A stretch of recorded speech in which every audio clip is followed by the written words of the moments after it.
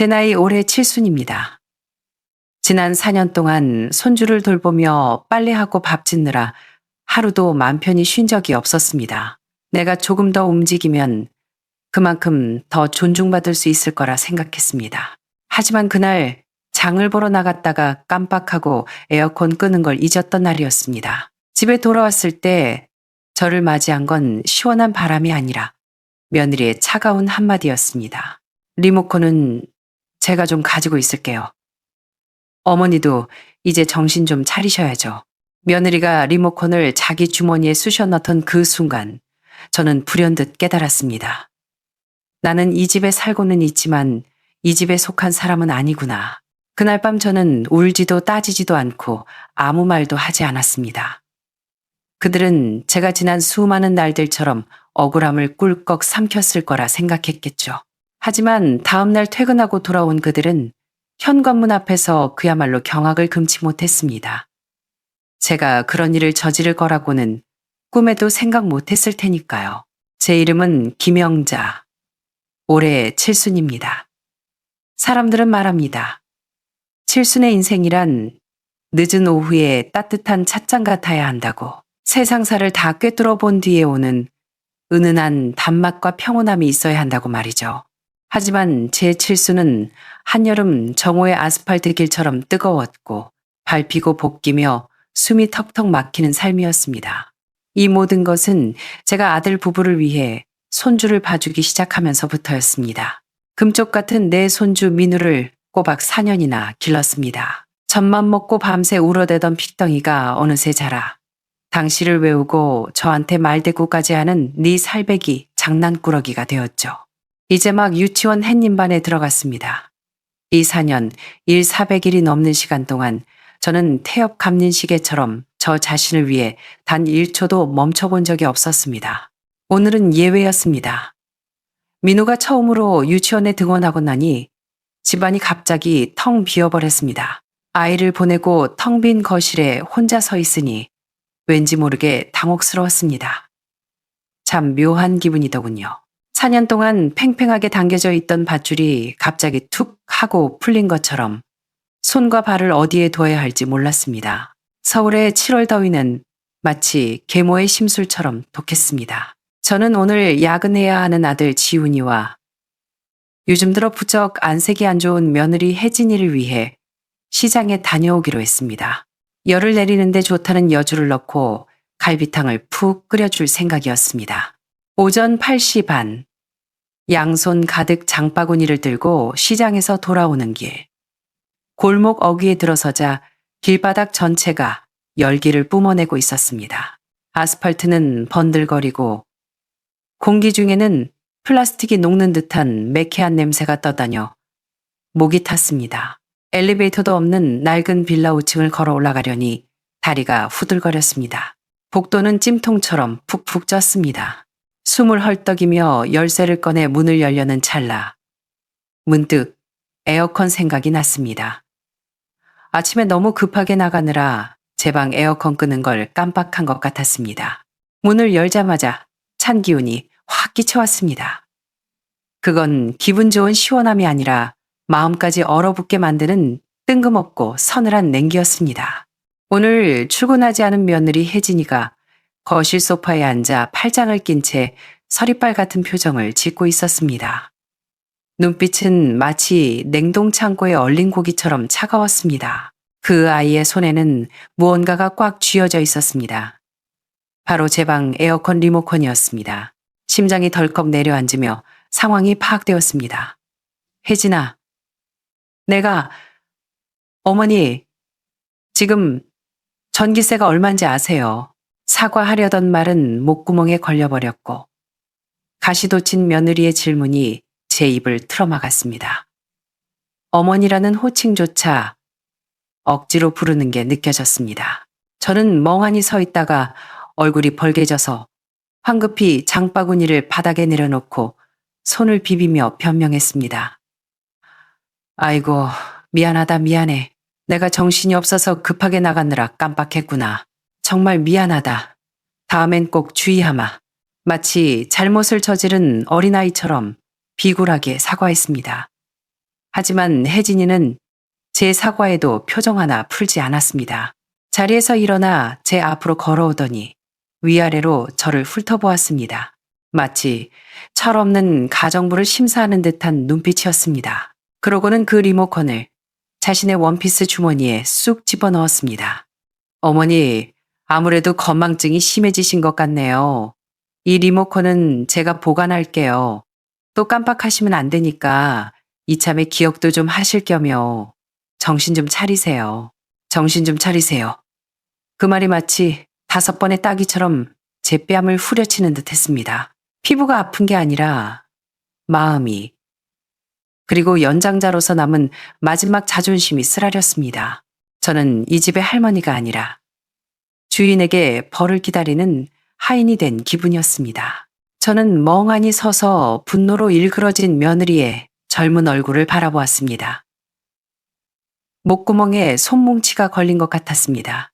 무슨 말이든 하고 싶었지만 해봤자 소용없다는 걸 알았습니다. 혜진이는 지금 이유를 듣고 싶은 게 아니었습니다.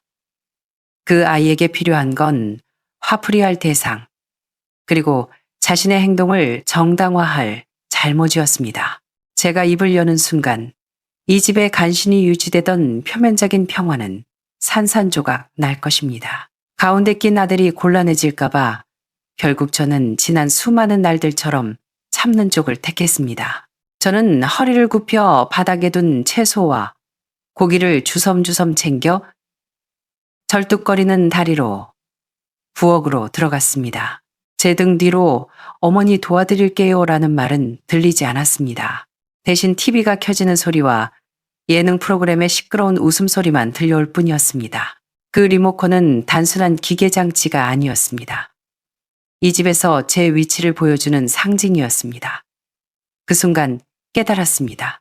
리모컨 하나로도 주인과 객이 나뉠 수 있다는 것을요. 그날 하루 종일 집안 공기는 얼어붙어 있었습니다.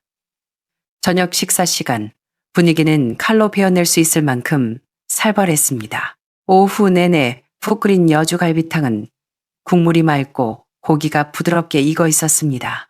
지훈이와 혜진이에게 한 그릇씩 떠주고 제 그릇도 채웠습니다. 혜진아, 국 좀 들어라. 속 푸는데 좋아. 어색한 분위기를 깨보려 억지로 웃음을 지어 보였습니다. 혜진이는 저를 쳐다보지도 않고 숟가락으로 국물을 휘휘 젓더니 툭 내뱉었습니다. 저 여주 안 좋아해요.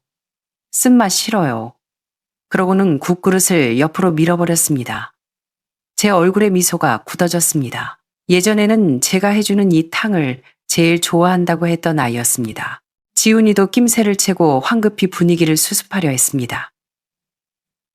아, 혜진이가 요즘 속이 안 좋아서 기름진 걸 잘 못 먹어요.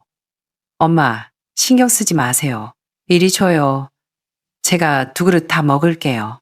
아들은 혜진이의 국그릇까지 가져가서 과장된 소리를 내며 허겁지겁 먹어 치웠습니다. 어떻게든 평화를 가장하려는 아들의 모습을 보며 속으로 한숨을 삼켰습니다. 식사 후 혜진이는 민우에게 동화책을 읽어준다는 핑계로 일찍 식탁을 떠났습니다.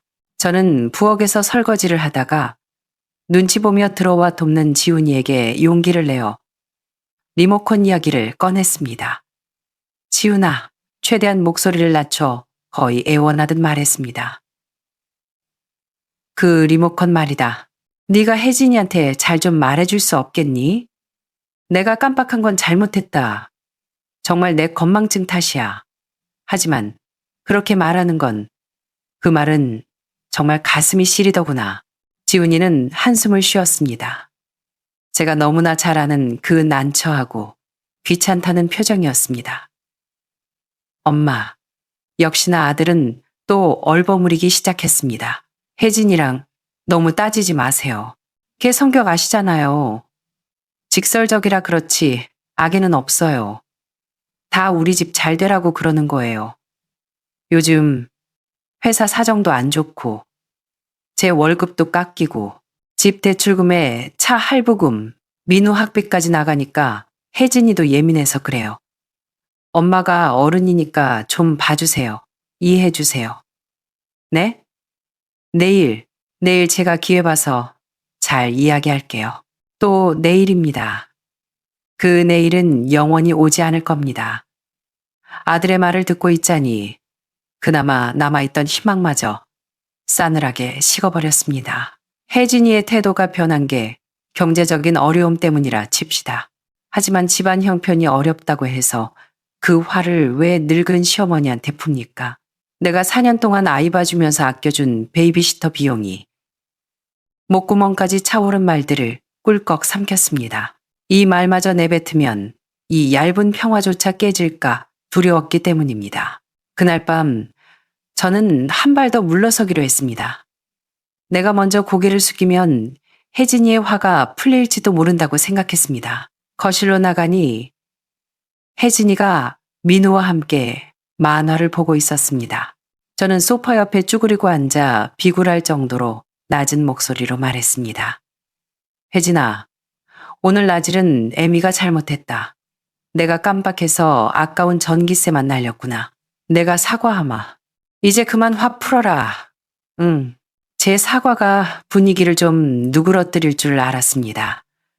하지만 혜진이는 눈길 한번 주지 않고 TV만 쳐다보며 차갑게 입을 열었습니다. 낮에 들었던 정신 차리라는 말보다 더 아픈 비수였습니다.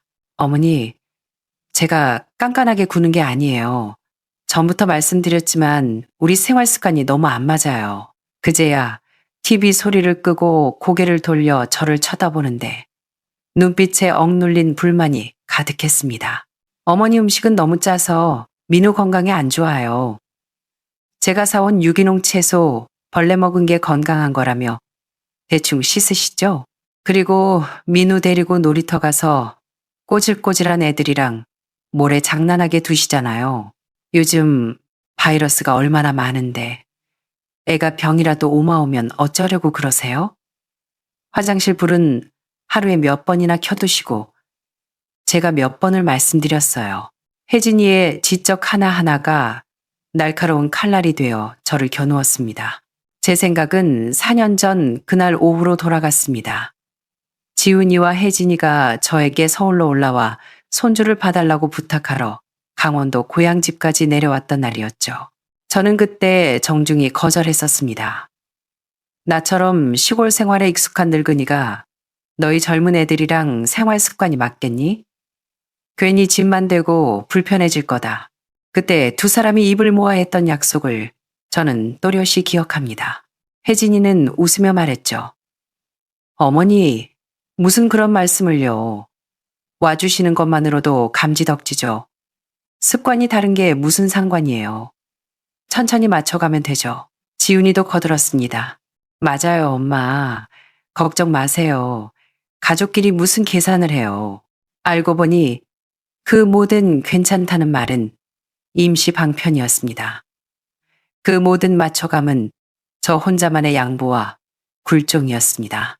그들이 저를 필요로 할 때는 모든 다름이 포용되었지만 제 이용 가치가 떨어지거나 짐이 되기 시작하자 그저 웃어넘겼던 사소한 차이들이 언제든 저를 공격할 수 있는 무기가 되었습니다. 저는 뼈저리게 깨달았습니다. 이 집에서 저는 어머니도 할머니도 아니었습니다. 그저 유통기한이 있는 무료 파출부일 뿐이었습니다. 어떻게 방으로 돌아왔는지 기억도 나지 않습니다. 혜진이의 멸시 가득한 차가운 말들이 바늘처럼 심장에 꽂혀 옥신거렸습니다. 침대에 털썩 쓰러졌는데 불켤 힘조차 없었습니다. 서울의 7월밤은 거대한 찜통 같았습니다. 창문을 열어도 뜨거운 바람만 들어왔습니다. 침대에 누워 뒤척이는데 땀이 비오듯 흘러 잠옷을 적셨고 끈적하고 답답한 느낌에 화가 치밀었습니다. 제 리모컨은 혜진이 주머니 속에 있고 벽에 걸린 최신형 에어컨은 제 방에서 가장 비싸고 가장 비꼬는 듯한 장식품이 되어버렸습니다. 한숨을 쉬며 몇 년 썼는지도 모를 낡은 선풍기를 꺼냈습니다. 코드를 꽂자 날개가 삐그덕거리며 돌아갔습니다. 마치 숨이 넘어가는 노인 같았습니다. 미지근하고 끈적한 바람만 불어왔고 그 소음은 고요한 밤에 더욱 거슬려 마음을 어지럽혔습니다. 천장을 바라보며 지난 4년의 시간들이 영화처럼 스쳐 지나갔습니다. 처음에는 혜진이도 어머니 고생 많으세요 라며 깍듯했고 가끔 선물도 사왔습니다. 그러다 점점 어머니 소리도 줄어들더니 민우, 우유 줘야 해요. 기저귀 갈아야 해요. 빨래 밀렸어요 라며 명령조로 변해갔습니다. 도와주러 온 어른에서 부르면 달려가고 불평 없이 일하는 무료 보모로 전락해버린 것입니다. 특히 최근 반년 지훈이의 월급이 깎였다는 소리가 들린 후부터 혜진이의 안색은 더욱 험악해졌습니다. 수도꼭지를 덜 잠그거나 간장을 조금만 더 넣어도 가차없는 눈초리와 비난이 날아왔습니다. 경제적 압박에서 오는 불안과 불만을 집안에서 가장 생산성 없고 만만한 노인인 저에게 쏟아붓고 있었습니다. 그리고 그 사이에서 눈치만 보는 아들의 무능함이 이 기형적인 관계를 더 악화시켰습니다. 그날 밤 저는 잠을 이룰 수 없었습니다. 새벽 2시나 3시쯤 되었을까. 목이 너무 말라 잠에서 깼습니다. 얇은 겉옷을 걸치고 살금살금 방을 나와 부엌으로 향했습니다. 집안은 적막했고 거실에 디지털 시계 불빛만 붉게 빛나고 있었습니다. 거실 한가운데를 지났는데 안방 문틈으로 희미한 불빛이 새어나왔고 지훈이와 혜진이가 목소리를 낮춰 대화하는 소리가 들렸습니다. 밤이 깊어서인지 아니면 이 낡은 빌라의 방음이 안 좋아서인지 그들의 대화가 토시 하나 빠짐없이 제 귀에 꽂혔습니다. 혜진이의 목소리였습니다. 민우, 이제 유치원 갔잖아. 하루 종일 밖에 있는데 굳이 어머니 계실 필요 없어. 지금 우리 형편에 입 하나 내는 것도 부담이고 수도세 전기세도 만만치 않아. 날 잡아서 시골로 내려가시라고 해. 저는 벼락을 맞은 듯 그 자리에 굳어버렸습니다. 숨 쉬는 것도 잊었습니다. 이어지는 지훈이의 우유부단한 목소리. 조금만 더 기다려보자. 민우가 유치원 적응하려면 시간 걸리잖아. 가끔 울면서 오기도 하고 엄마 계시면 밥이라도 해주시니까.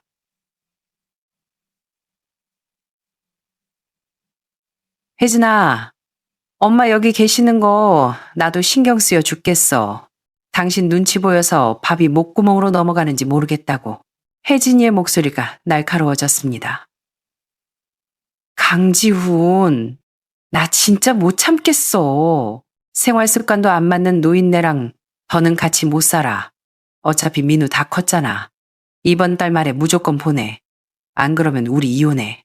이혼. 그 두 글자가 폭탄처럼 귓가에서 터졌습니다. 저는 입을 틀어막고 소리 죽여 떨었습니다.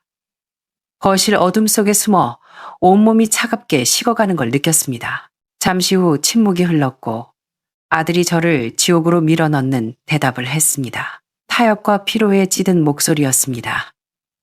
알았어. 다음 주에 기회 봐서 엄마한테 말씀드릴게. 더는 듣고 있을 수가 없었습니다. 저는 유령처럼 소리 없이 제 방으로 뒷걸음질 쳤습니다. 문을 닫고 차가운 문짝에 기대어 스르르 주저앉았습니다. 결국 그거였습니다. 내가 잘못해서도 습관이 나빠서도 아니었습니다. 단지 내가 쓸모가 없어졌기 때문입니다. 민우를 24시간 돌봐야 할 때는 없어서는 안 될 할머니였지만 민우가 유치원에 가니 저는 빨리 떨쳐버려야 할 군더더기 짐짝이 된 겁니다. 그럴듯한 핑계조차 대기 귀찮았던 그들은 제가 잠들었다고 생각한 새벽에 저를 어떻게 처분할지 적나라하게 의논하고 있었습니다. 그 순간 제 안의 모든 억울함과 인내가 뼈를 깎는 한기와 걷잡을 수 없는 분노로 변했습니다. 무조건적인 양보와 희생이 가져다 주는 건 존중이 아니라 이용당하고 버려지는 비참한 뿐이라는 걸 깨달았습니다. 이대로는 안 됩니다. 낡은 가구처럼 짐짝 취급당하며 쫓겨날 수는 없습니다. 동이 틀 무렵 벽을 짚고 간신히 일어났습니다. 몸은 굳어서 쑤셨지만 머리는 어느 때보다 맑았습니다.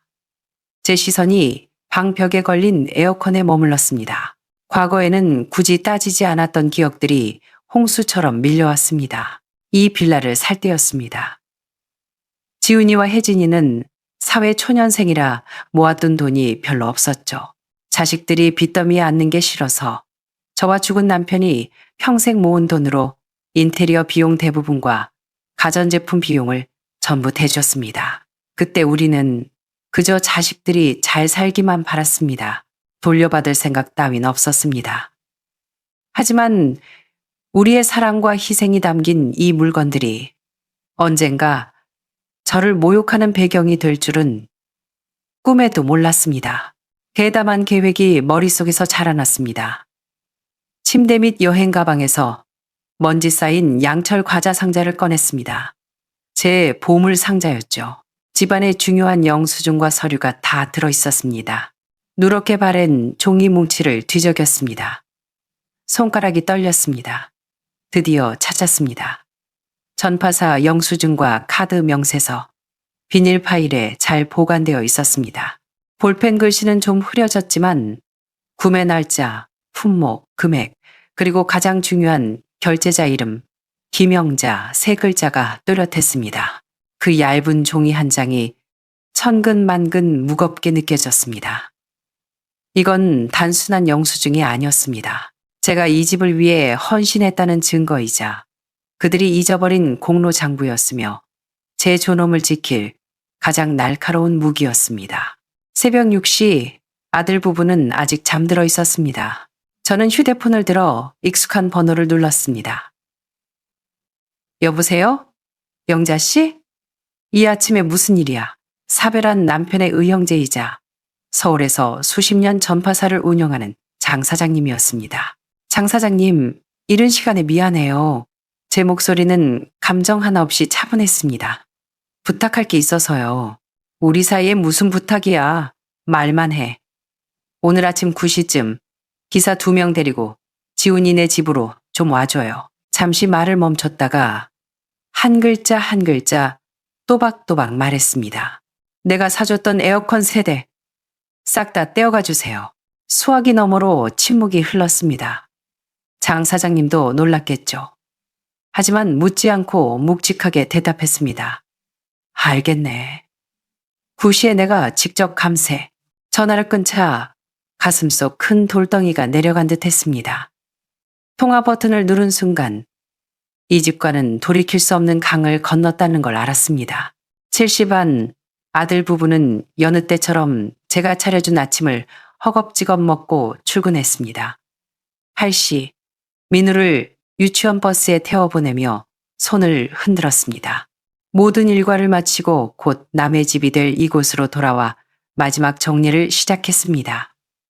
짐은 많이 챙기지 않았습니다.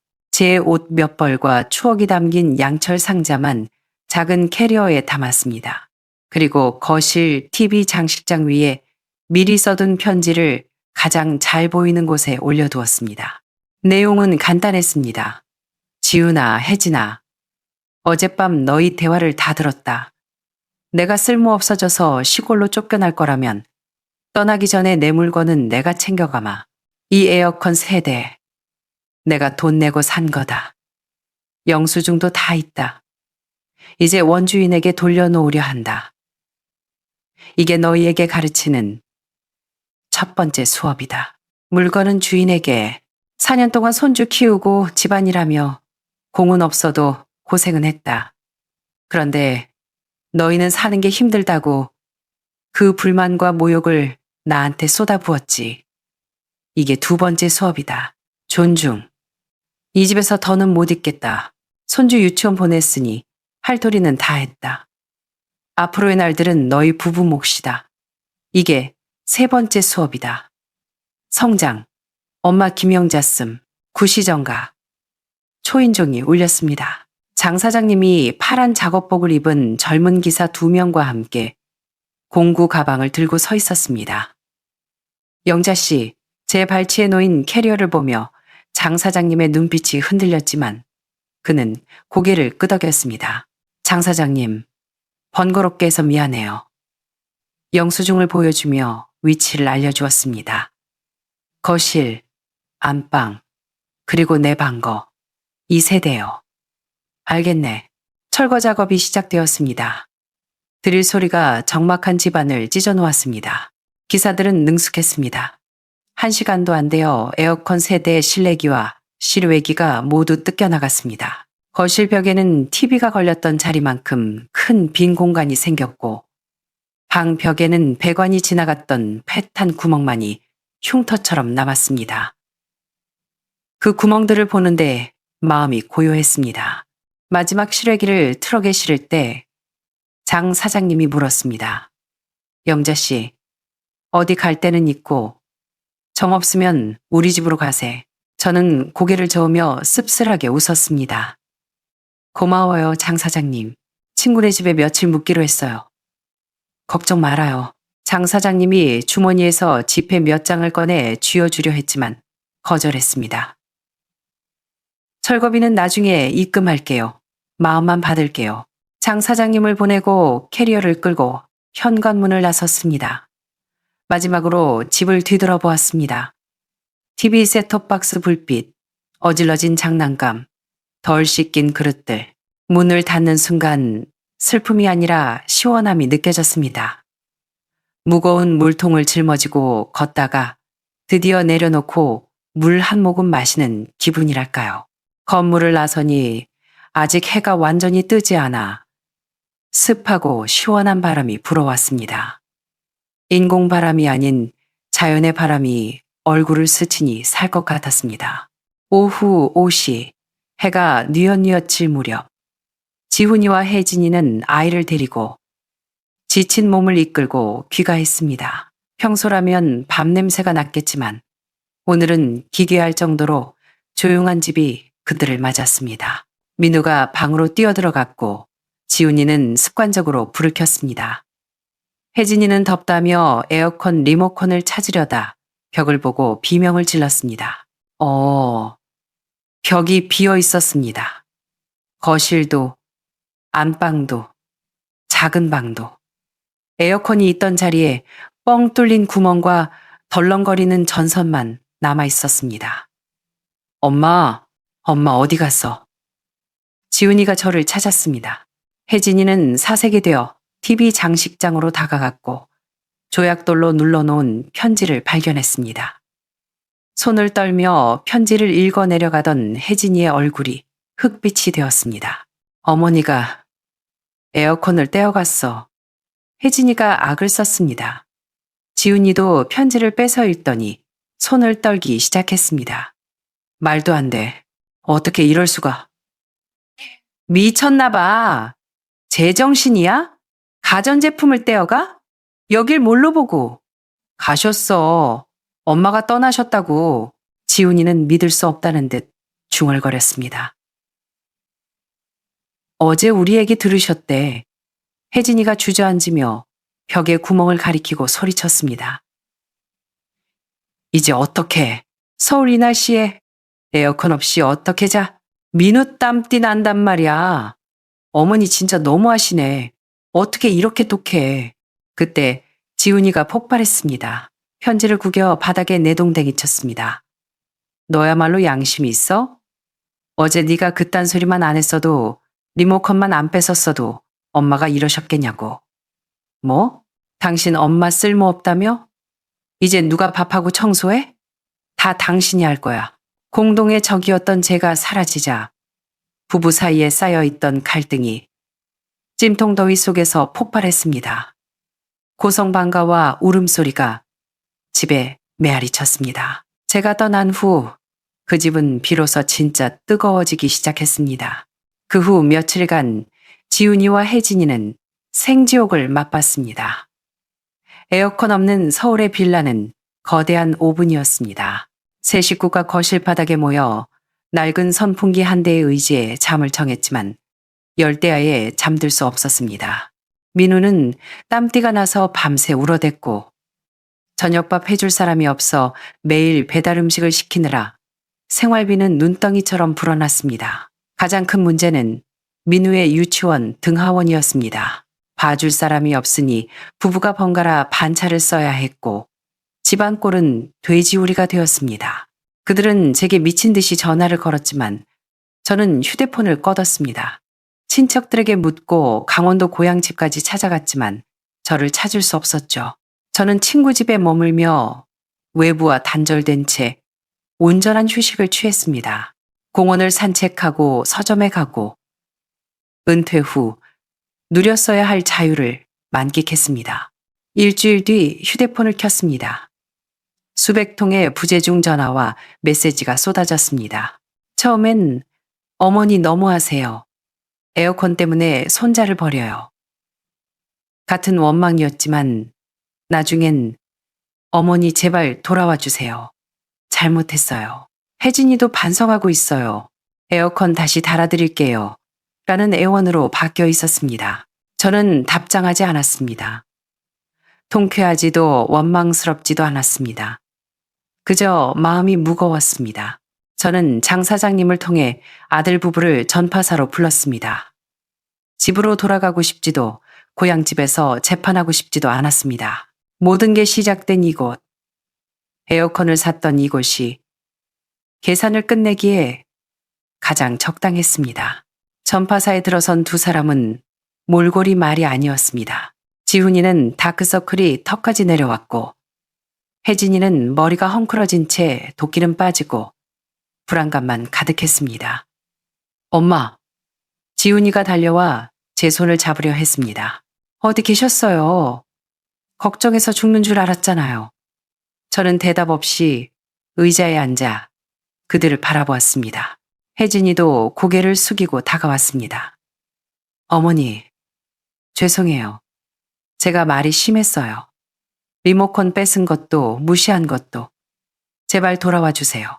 그들의 사과는 진심처럼 들렸지만 그 진심의 배경에는 지난 일주일간의 고통과 불편함이 있다는 걸 압니다. 그들은 저를 이해한 게 아니라 제가 필요했던 겁니다. 안거라. 저는 식은 숭늉처럼 담담하게 말했습니다. 오늘은 감정 빼고 계산만 하자. 가방에서 양철 상자를 꺼내 에어컨 영수증과 지난 4년간 쓴 육아 일기장을 꺼내 탁자 위에 올려놓았습니다. 첫째, 영수증을 가리켰습니다. 이 에어컨 세대, 내 돈으로 산 거다. 원주인인 내가 회수했다. 불만 있니?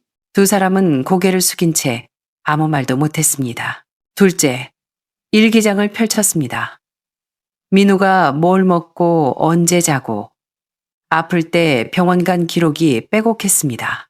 4년 동안 민우 키우면서 요즘 시세로 월 150만 원만 쳐도 4년이면 7천만 원이 넘는다. 이 돈 너희한테 달라고 안 한다. 할미가 손주 사랑한 값으로 치자. 셋째, 드디어 두 사람의 얼굴을 똑바로 쳐다보았습니다. 혜진아, 넌 내가 낭비하고 습관이 나쁘다고 했지? 내가 늙어서 집만 된다고 했지? 혜진이가 울음을 터뜨렸습니다. 어머니, 진심이 아니었어요. 너무 힘들어서. 힘든 건 이해한다. 말을 끊었습니다. 하지만 네 불안과 불만을 나한테 칼처럼 휘두르면 안 되는 거다.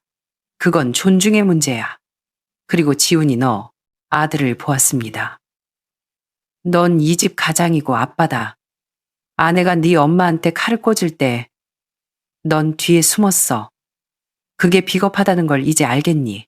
두 사람은 바닥에 무릎을 꿇고 엉엉 울며 빌었습니다. 저는 마음이 약해지지도 더 화를 내지도 않았습니다. 다시 에어컨 달아주고 내가 용서하길 원한다면 조건이 있다. 저는 손가락 3개를 펴보였습니다. 1. 사과해라. 혜진이는 모욕적인 언사와 행동에 대해, 지훈이는 방관한 것에 대해 서로에게 그리고 나에게 진심으로 사과해. 에어컨은 장 사장님 통해 다시 달아주마. 하지만 기계값 500만 원은 너희가 갚아라. 매달 40만 원씩 보내. 돈이 아까워서가 아니라 너희가 누리는 편리함이 공짜가 아니란 걸 알라는 뜻이다. 3. 내 노력을 존중해라. 일기장을 그들 앞으로 밀었습니다. 힘들면 내가 모아둔 돈 빌려줄 수는 있다. 하지만 그 전에 이 일기장 처음부터 끝까지 정독해라. 내가 4년일 400일 동안 무슨 마음으로 살았는지 다 보고 나서 그때 다시 이야기하자. 지훈이가 떨리는 목소리로 물었습니다. 엄마, 다시 집으로 오시는 거죠? 저는 고개를 저었습니다. 너희 말대로 민우는 이제 유치원생이고 내가 굳이 필요 없다. 삐진 것도 복수도 아니다. 사실이잖아. 내 인생은 너희가 필요할 때만 불려다니는 대기조가 아니다. 나도 이제 쉴 때가 됐다. 그날 부부는 일기장과 차용증을 들고 돌아갔습니다. 며칠 뒤 에어컨은 다시 설치되었고 제 통장에는 첫 번째 할부금이 입금되었습니다. 주말에 지훈이에게 전화가 왔습니다. 한결 차분해진 목소리였습니다. 엄마, 주말에 식사하실래요? 혜진이가 엄마 보고 싶어 해요. 약속 장소에 나가니 혜진이가 먼저 일어나 의자를 빼주었고 민우가 달려와 안겼습니다. 식사 도중 혜진이가 수저를 내려놓고 깊이 고개를 숙였습니다. 어머니, 일기장 다 읽었어요. 정말 죄송해요. 처음엔 감사했는데 살다 보니 제가 변했어요. 돈 때문에 불안해서 만만한 어머니한테 화풀이했어요. 제가 괴물이 되어가고 있었나 봐요. 지훈이도 옆에서 눈시울을 붉혔습니다. 저는 담담하게 말했습니다. 지나간 일이다. 하지만 이번 교훈은 잊지 마라. 가족은 서로 짐을 나누는 거지 상처를 떠넘기는 게 아니다. 그 후 저는 아들 집으로 돌아가지 않았습니다. 강원도 고향집 마당을 가꾸고 문화센터에서 서예를 배우며 저만의 평온한 삶을 되찾았습니다. 아들 부부는 스스로 살림과 육아를 꾸려가며 비로소 진짜 부모가 되어갔습니다. 힘들지만 서로 의지하며 관계는 더 단단해졌습니다. 주말마다 그들은 민우를 데리고 강원도로 저를 보러 옵니다. 의무가 아니라 그리움으로 오는 발걸음입니다. 또다시 여름이 왔습니다. 강원도의 오후, 매미 소리가 들리고 마당엔 치자꽃 향기가 가득합니다. 저는 평상에 앉아 부채질을 하며 민우가 뛰노는 걸 봅니다. 부엌에서는 지훈이와 혜진이가 제가 알려준 레시피로 밥을 하느라 티격태격하지만 그 소리엔 이제 웃음이 섞여 있습니다. 지훈이가 땀을 뻘뻘 흘리며 새 에어컨 리모컨을 들고 나옵니다. 지난주에 제 고향집에 달아준 겁니다. 엄마, 더운데 에어컨 틀까요? 저는 고개를 저으며 웃었습니다. 제가 되찾은 건 리모컨이나 에어컨 소유권이 아니었습니다. 어머니로서, 그리고 한 인간으로서의 존엄이었습니다. 됐다. 오늘 저녁 바람이 참 시원하구나. 들판을 건너온 흙내음 섞인 바람이 제 뺨을 스쳤습니다. 인공 에어컨보다 훨씬 상쾌했습니다. 그것은 제 인생에서 가장 시원하고 자유로운 김영자의 칠순 여름 바람이었습니다. 오늘 김영자 어머님의 사연은 여기까지입니다. 에어컨 리모컨 하나로 시작된 가정의 폭풍, 그리고 서로의 소중함을 깨닫기까지의 과정. 여러분은 어떻게 보셨나요? 경제적 압박 속에 날카로워진 며느리 혜진이, 그리고 어머니로서의 존엄을 지키기 위해 결단한 영자 씨. 여러분이라면 이런 상황에서 어떤 선택을 하셨을까요? 가족 간의 갈등, 특히 고부 갈등과 경제적 문제로 인한 감정의 전가. 참 어려운 숙제입니다. 여러분의 생각과 경험을 댓글로 남겨주세요. 소통과 존중이 가정을 지키는 가장 단단한 주춧돌임을 다시 한번 느끼는 시간이었습니다. 구독과 좋아요, 알림 설정 부탁드리며 저는 다음 사연으로 찾아뵙겠습니다. 감사합니다.